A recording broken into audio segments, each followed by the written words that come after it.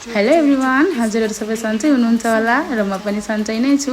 आजको भिडियोमा चाहिँ मैले लङ हेयरमा लेयर कट कसरी काट्ने भनेर ल्याएर आएकी छु। यदि हजुरहरुलाई मेरो भिडियो मन पर्छ भने अभियसली हेरिदिनु होला। पहिले चाहिँ फ्रन्ट एरियाको कपाललाई लिएर यसरी काट्ने। यसरी काटिसकेपछि चाहिँ अनि लेफ्ट राइट गरेर दुई भागमा कपाल डिभाइड गरेर 60 डिग्रीको एंगल बनाएर कपाल काट्ने। यसरी काट्दाखेरि चाहिँ ब्याङ एकदम राम्रो बन्ने हुन्छ अगाडिको लेयर। अनि यसरी लेफ्टको पनि राइटको पनि सेम तरिकाले सेम एंगलमा काट्यो भने चाहिँ बराबर कपाल हुन्छ। र यसरी अगाडि कपाल काटिसकेपछि पछाडिको कपाल पनि सेम त्यसरी नै बीच भागमा लिने। अनि लिसकेपछि चाहिँ अनि लेफ्ट राइट गरेर काट्न सक्नुहुन्छ। मैले चाहिँ उहाँको लेन्थ एकदम थोरै घटाइदिएकी छु किनकि उहाँलाई लङ लेयर नै मन पर्दो रहेछ, त्यही भएर।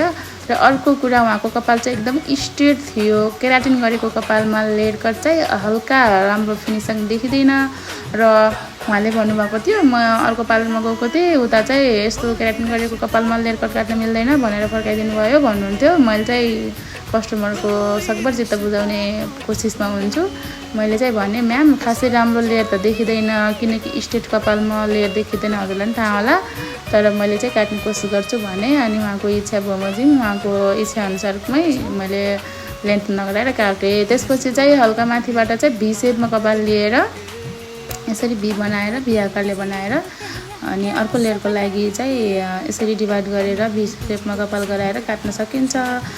यसरी काट्ने हेर्नु, मैले काटेकी छु, त्यसरी नै हेरेर काट्नु होला हजुर पनि यदि मेरो टेक्निक मन पर्छ भने।